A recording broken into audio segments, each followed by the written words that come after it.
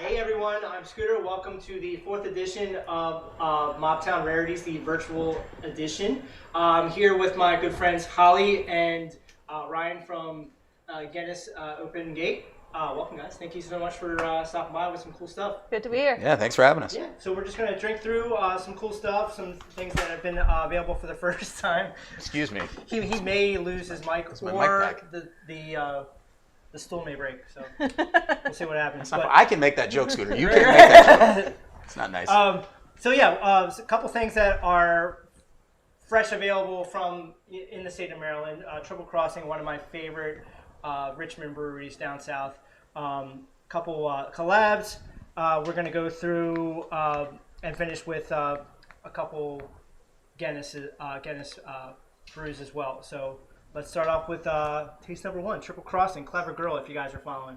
Sweet. Cheers, guys. Cheers.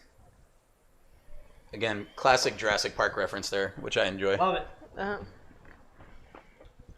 We were guessing on the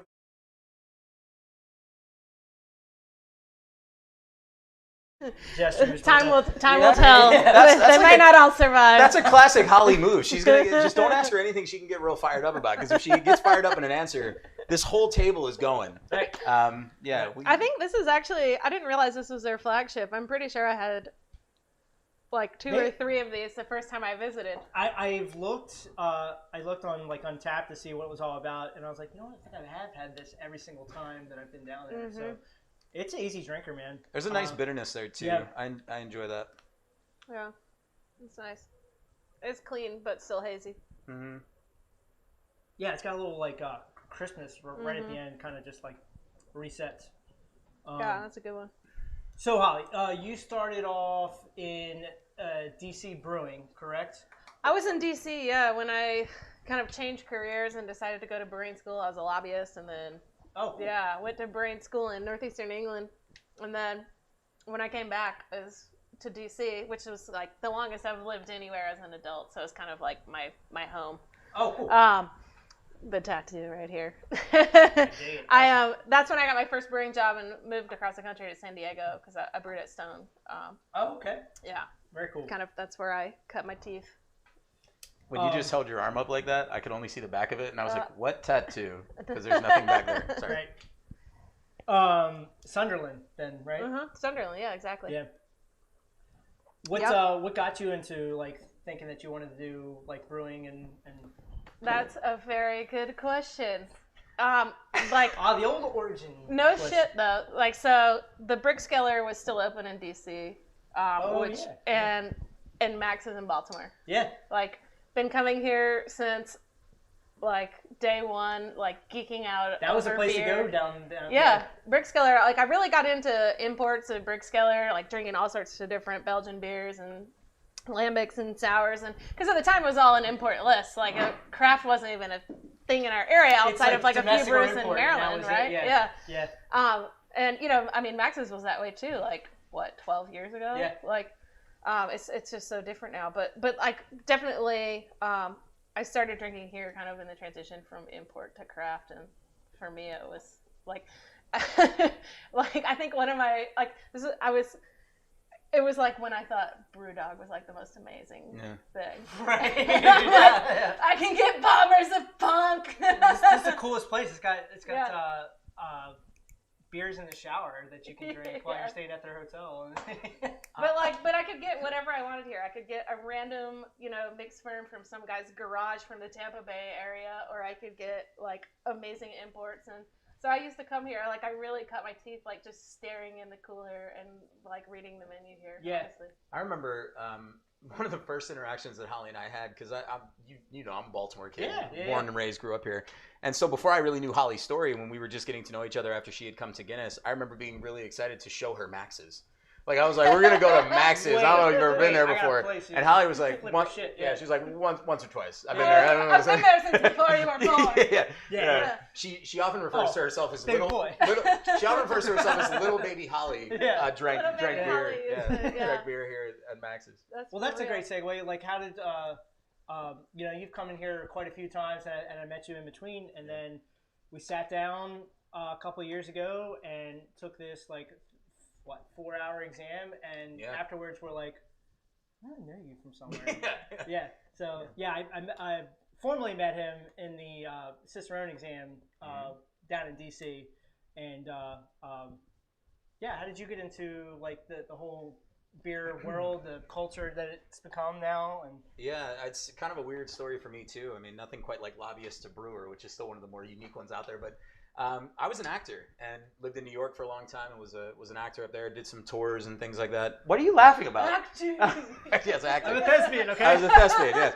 What's my motivation? Well, the hilarious thing is every actor, every out-of-work actor is a working bartender and vice versa. So I spent a lot of time behind a bar because I wasn't always booking roles, right? So I bartended for 10 or 12 years and I found various jobs, but then I worked for Major League Baseball for a year in 2011 hosting a show called The Fan Cave in New York. And then moved back to Baltimore in 2012 because I got very, very lucky and got the job as the announcer at Camden Yards. So I've been doing that since 2012. But the trick with that is it's a part-time, hourly, seasonal job. So I had to get like a real big boy grown-up job. Right. And so, through various, kind of stops and starts and tried this job and tried that job, I got laid off from a position that I was working that I wasn't terribly upset about because I didn't really like the job anyway.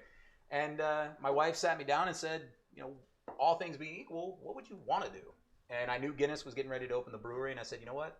I'm going to go work there. I don't know what it's going to look like. I don't know what I'm going to do. Right. But I'm going to knock down as many doors as I can until I get to a point where I can work at Guinness. And 3 years later, I get to follow Hollie around and make fun of her. So it's a pretty good job to have. 40 hours out of the week. Lucky you. On the low end. Whoa. Right? This is cool. Yeah. That's good. That's like a tropical punch almost. Yeah. It's got it's almost got like a this is gonna sound weird, but like a soda character on the back end. Like it's got like a. It's like night and day from the first one. Totally. This one's super full-bodied as opposed to the really no bitterness at all. It just tastes like straight peaches and melon. Melon is what I get. Huge, like almost like a honeydew kind of character in there. Yeah. I want a tie-dye lab coat.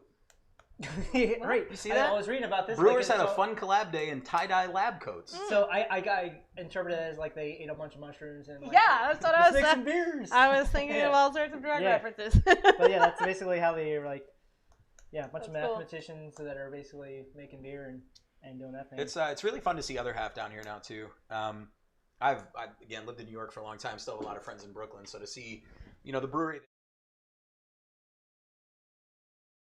People being and they're about to build in DC, aren't they? Yeah. Yep. Yeah, I just saw that. I think I saw that today, actually. Mm-hmm. Yeah. That's wild. Yeah. So they don't have to go all the way up to Brooklyn for it, but I'm glad. DC's always been a great town for a lot of different things. I mean, the brewing scene is growing and very cool, but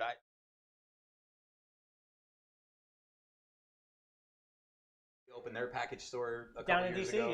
Well, it's really just cool. Kind of a new way to become a regional brewery, right? Yeah. It's like, so maybe they can't like sustain distributing to all these states from whatever their home site is in New York, but they can open something smaller here. Well, and we have our good friends at Creature Comforts are doing the same thing, but in reverse. Right. So Creature Comforts is going from Georgia. They're opening up a tap room in LA next year. So that's outside of regional, but but cool. Well, just a quick little hop, skip, quick jump. A little jump. So 260 years of Guinness, roots in Dublin, and we can visit the website and find out what the backstory is and why why you guys decided Maryland was going to be the brewery. But how's it treating you so far? What's the vibe here? We're all beer drinkers, so even 10, 15 years ago, it's a completely different market. 2 years ago, it's completely different. Yeah. 100. Everybody's drinking sours these days, and never heard of that shit 10 years ago. But I think that the thing that strikes me most is the way that people are treating our beer and talking about our beer and experiencing our beer compared to when we opened the small tap room that we had first 3 years ago, if you can believe that. Almost 3 years ago. Next month it'll be 3. Where 3 years ago or 2.5 years ago when we opened our facility that we're in now, we almost had to convince people that it was okay to try something other than Guinness Draft, right? I mean, Hollie and I both, I think I can speak for you, Guinness Draft is always going to be a pinnacle beer, right? You think of Guinness, you don't think of hazy IPA or, right. So for a long time, it was convincing people like, no, it's okay, guys. Like you can try these beers, and there were people who would walk in and take a look at the tap list and see 18 or 20 different beers that Hollie and her team had made. And there was a brief moment of like, hey, who'd you guys get to brew all these other beers for you? They were expecting it to be like contract brewed. It was like a good 6 or 9 month project to get people to realize that no, this is what we're gonna do. It's a brewery. Yeah. Well, we had people that would walk in and like, so where do we buy our ticket? And like, we're just a brewery, bro. Like, you just got a bar. You come on, just go have a beer. And really, food truck. And really, I think the biggest challenge with that, and I think this is a credit to Hollie and the guys, is we humanized it, right? It wasn't this monolithic giant brewery that everybody's heard of, and really most people respect and love. I mean, that's a great thing for us working for Guinness. There isn't much animosity, right? I mean, people know Guinness, they love Guinness for the most part. But I think the challenge always was we needed to have a face, and we needed to have people representing our brewery. Right. And so I think when they came in, and more often than not, you know, if you walk into the tap room at 3 or 4 or 5 o'clock in the afternoon, you might see Hollie or our brewmaster Peter or Todd or Sean or somebody talk about me like that. hanging out having a beer. So I mean, it made it a more personal experience, and I think we had an obligation to do that because if you go, you mentioned Nick at Full Tilt. If you go to Full Tilt, you're probably going to see Nick or Dan, right? If you go over to Monument City, you might see Ken hanging out having a beer. Yeah, humanized is a great, I guess, adjective, but it's basically, it's very approachable. It's not like just a very like royal, like otherworldly, like.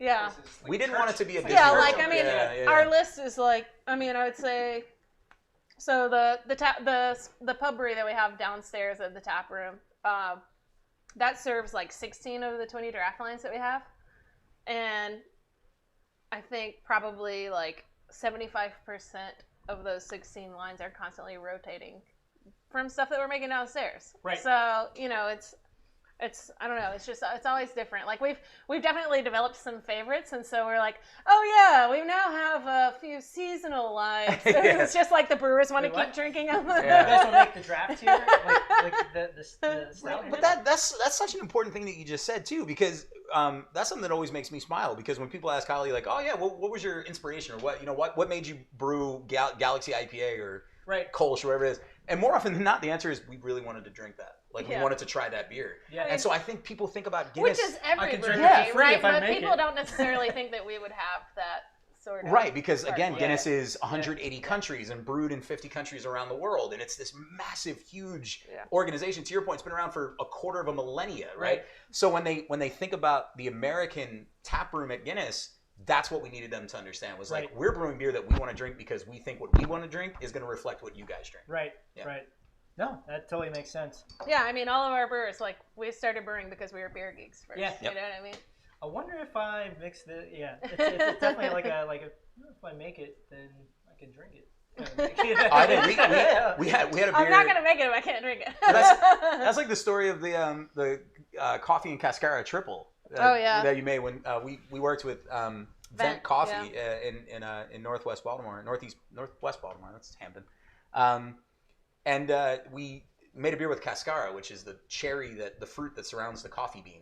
Oh, and I remember Hollie telling us the story, like you just tried like the raw Cascara, right? And then no, well, I mean, we were kind of like, everyone was like, here, Hollie and Sarah, you're collaborating on this beer that needs to be done next month. And I was like, wow. And so we met the first time, we clearly didn't connect, and then so we was finally like, she was like, come to the shop and we'll taste some different coffees, and she happened to have like some different Cascara brews there, cold and hot and different concentrates, and that ended up being one of the coolest ingredients I've ever worked with in beer, and it came out of a collaboration, which is cool. Right. Like, I don't know where you were going with that. Well, when you like, didn't you buy a triple on the way home? Oh yeah, well, like, so to your point, like blending I was stuff like, together. Easy. Like I have an Imperial Stout in tank. We're gonna do something with that, but then I was just like, wow, like I feel like this would be amazing, and so I think I picked up like an Ommegang something or other on the way home, and just decided like this needs to be in a triple, and that was like one of my favorite beers we've ever brewed.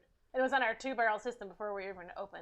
That's wild. Yeah, Stockhill is one of those stories too that we're gonna get to in a minute with you guys just kind of sitting around blending beers. Yeah. And sorry, we kind of mixed up the order of things here, but we're gonna end with the stock ale. Yeah. And then I'm sipping on the amber ale. Is pretty fucking thanks, fantastic. dude. Yeah, 4.8% El Dorado hops. It's forgiving and it's a delicious. Like, it's very approachable. Like, yeah, this was one that like we canned it for a while and had it in cans, and that was early on during this whole during the pandemic. And by the way, we hope everybody's healthy and safe and keeping themselves well. But this was one where like you would sit at home and crack one on the deck. You know, you're stuck at home, you can't go anywhere. Like, you're just on the deck, you crack one of these, you're like, okay, things might turn out all right. Like, this is a beer for me. I'm like, we're gonna come out, we're gonna come out of this okay, just because I have this amber.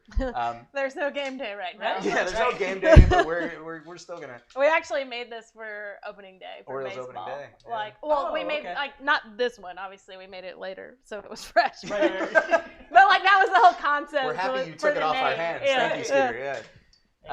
That's what I do. But so we have to say we told the story off air, but we'll tell it now that the thing is up. One of my favorite Hollie-isms of all time. The first time we released this beer at the brewery, and this is one of the beers that you joked about being a seasonal, where we liked it so much that it's come back a couple of times. But Hollie's description of this beer will always be one of my favorites, where she called it the '90s dad beer. Well, I mean, I was a little bit mad at it at first, right? Yeah. Like I was like, man, I'm like a '90s like brew pub. Yeah, like style, this is a right? throwback kind of, I mean, but we tried it out. Sierra Nevada is like the craft beer.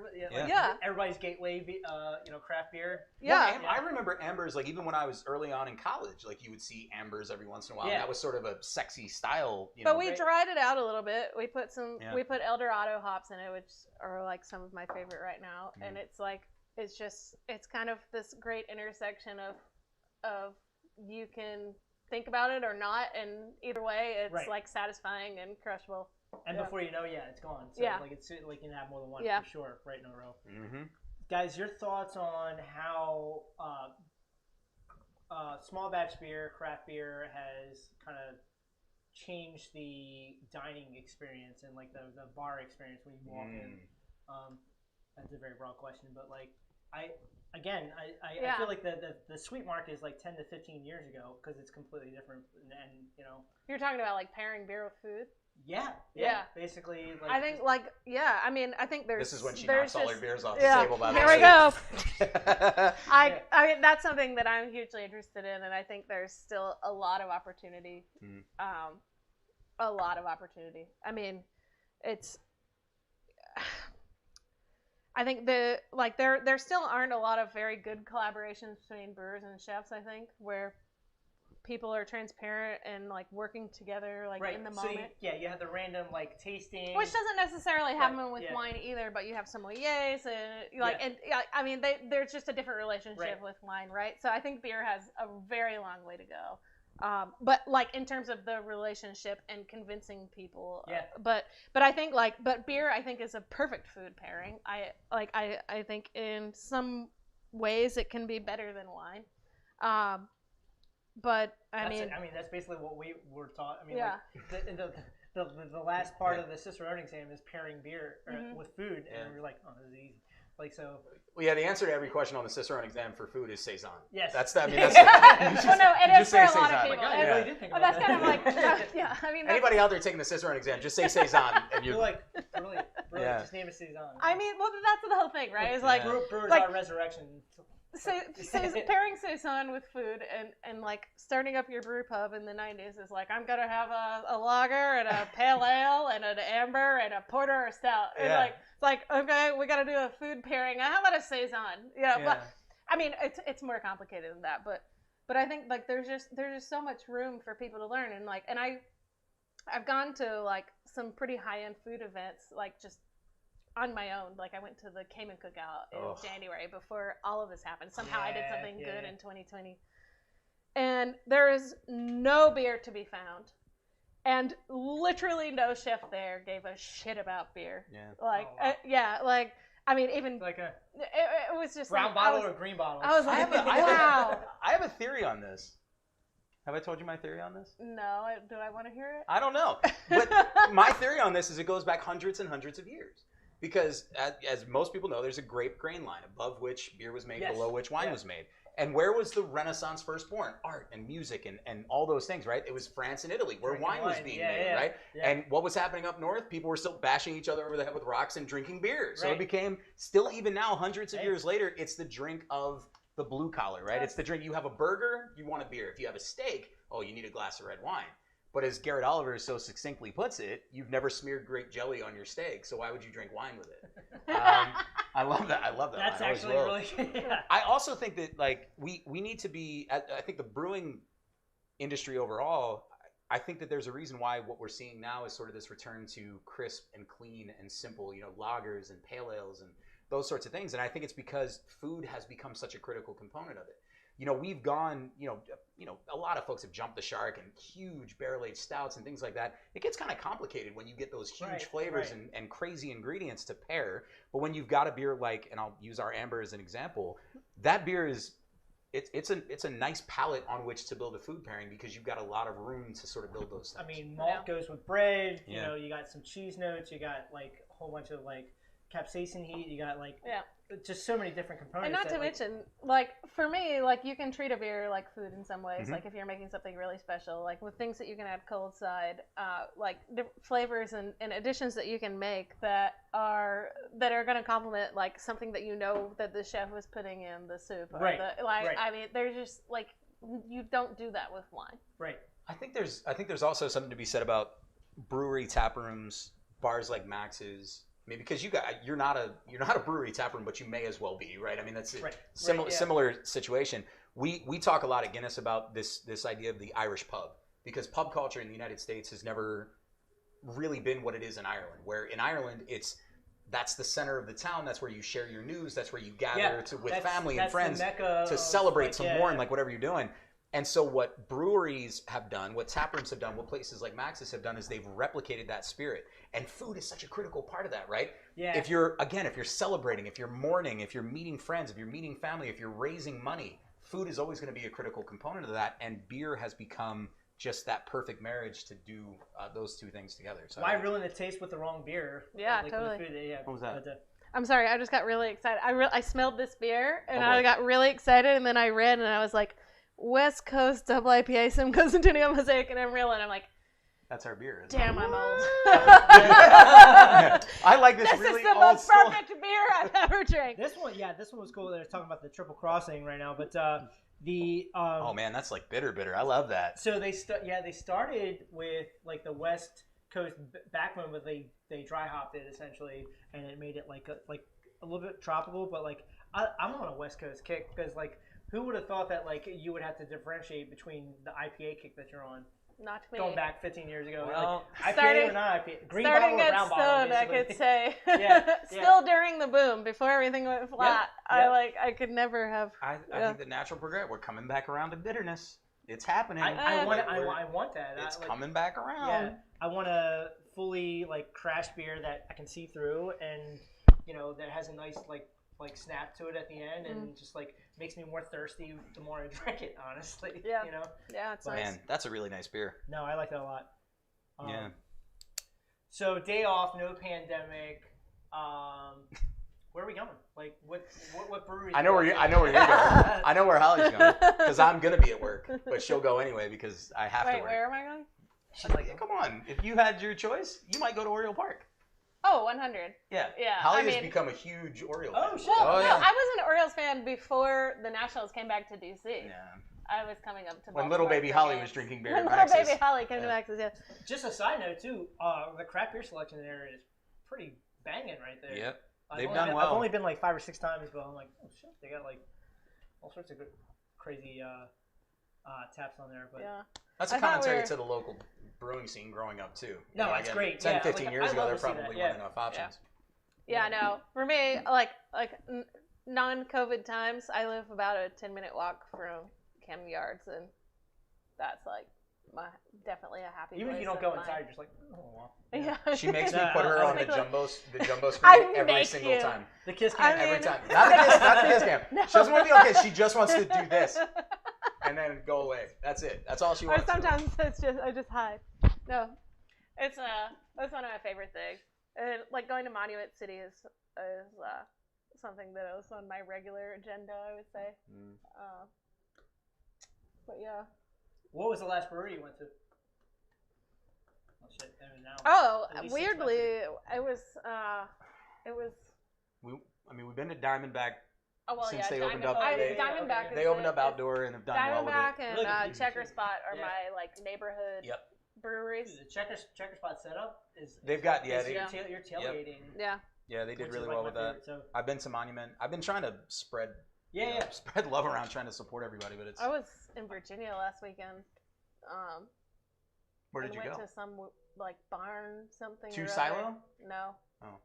Hidden barn river. Barn. Something near Vanish. Barn. Double barn, triple silo. Yeah.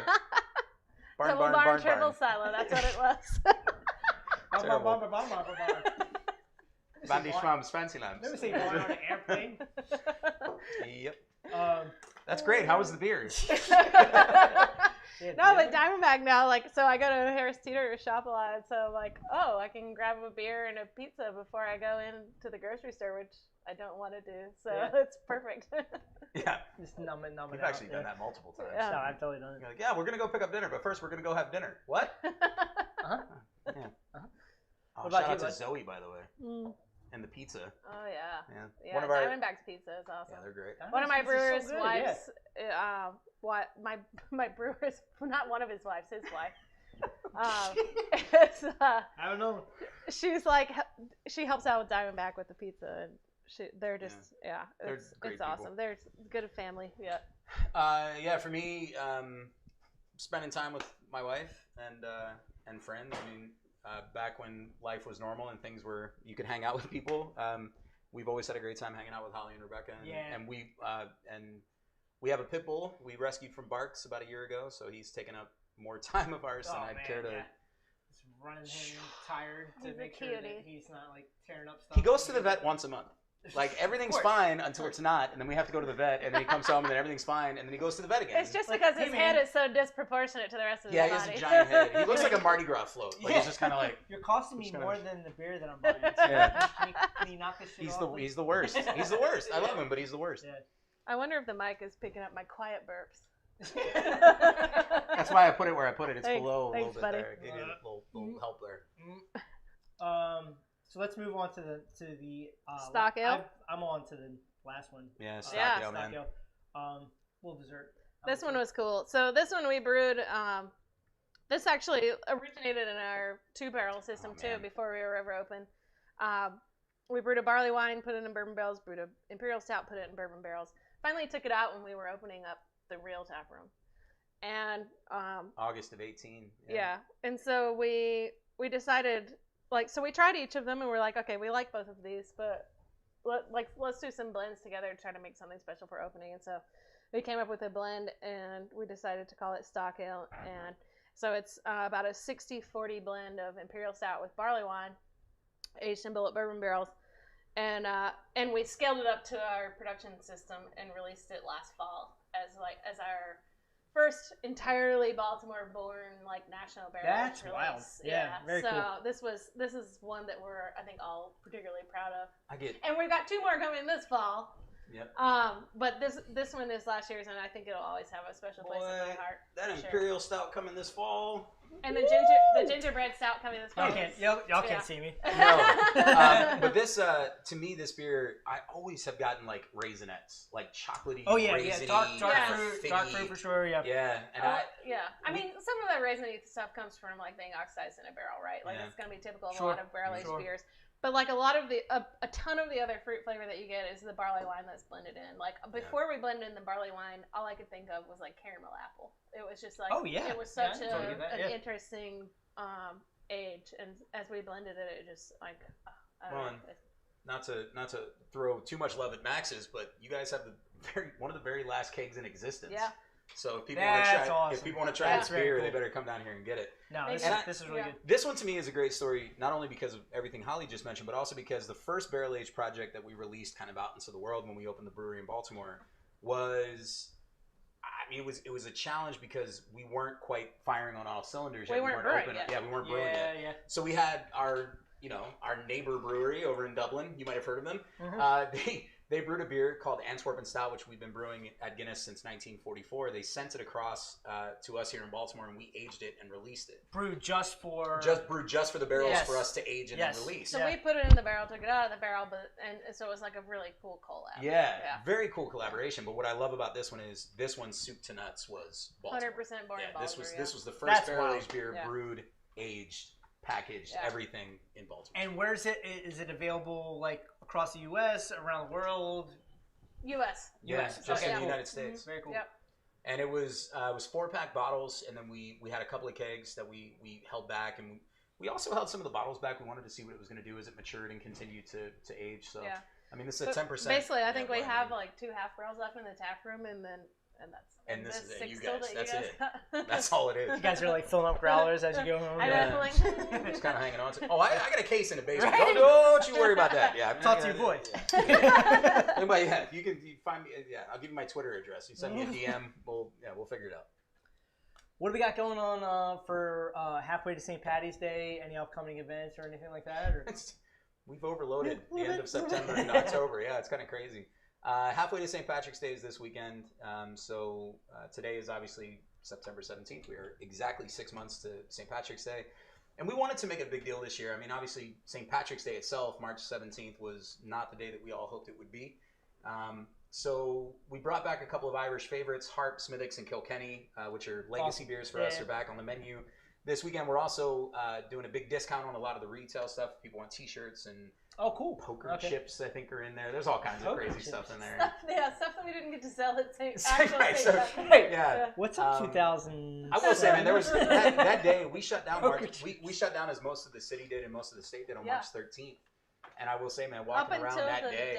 That it shut down. I was watching them build the village. I was downstairs. It was a football Sunday, the 13th, that Sunday. And I was like, all right, cool. Yeah. And then we got the word, and they're like, we got to shut down. And I was like, oh, okay. Yeah, it's pretty. It was tough. Yeah, it was pretty abrupt. I'm like, dude, the national championship and St. Patrick's Day is on that Wednesday? Yeah. Tuesday or Wednesday? I was like, well, even walking around today before we came up to meet you, to come up and do this podcast, sitting at the brewery, seeing how, it was relatively crowded. We had a good crowd for a Thursday, and just seeing how excited people were. We've gone to every length we can possibly think of to make people feel safe, to distance everything, to make make it awesome patio here. Yeah, the patio here. I mean, everybody's doing what they can. We're all building a new hospitality model, right? But it was nice to see everybody back in. So we're excited this weekend, halfway to St. Patrick's Day. Next weekend, right? Kicks off. Oktoberfest. Is that correct? Next weekend starts Oktoberfest. Next weekend is actual Oktoberfest starts. Yeah. So we have 2 weekends in a row. So it's the last weekend in September. We've brewed a bunch of lagers with the Harp lager yeast. Yeah. Oh shit. Okay. So it's technically the second week of actual Oktoberfest. So weekend after next. We're going to release like 4 or 5 lagers that are going to be really fun. So awesome. Just our little nod to Oktoberfest. Yeah. We have a Fest beer, Dunkel. There's a Goza. An awesome Goza, Helles. Right. Schwartz beer. Yeah. That's awesome. Yeah, we'll have to talk to you guys. We have our Oktoberfest October 1st to 4th coming up. So we'll definitely be in touch. I think it's going to be more of a Maryland-centric, their take on like some traditional German brews and stuff like that. But, awesome. And the Fest beer is going to be in cans for the first time in its life. So we're stoked about that. That's going to be 4-pack cans for on site. So that's cool. Very cool. Yeah, very cool.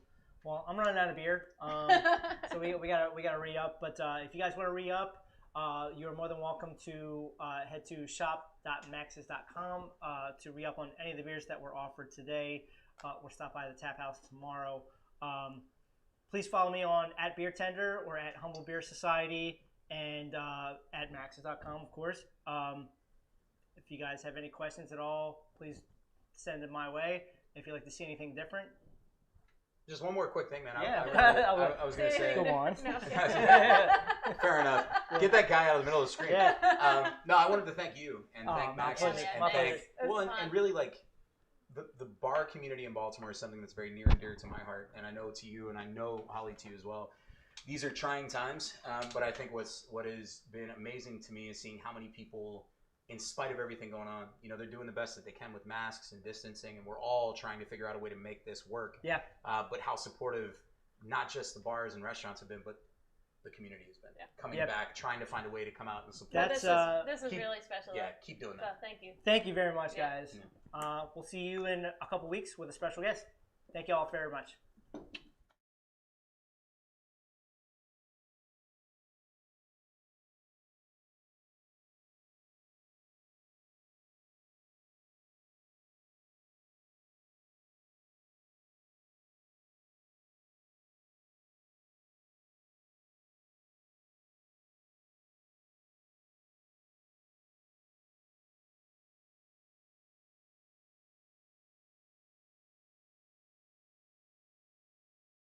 Oh yes, super. A lot of times when I get like Denny's fruit straight bowl. melon, it's just really. Yeah, like put Denny's the whipped cream and shit. Yeah.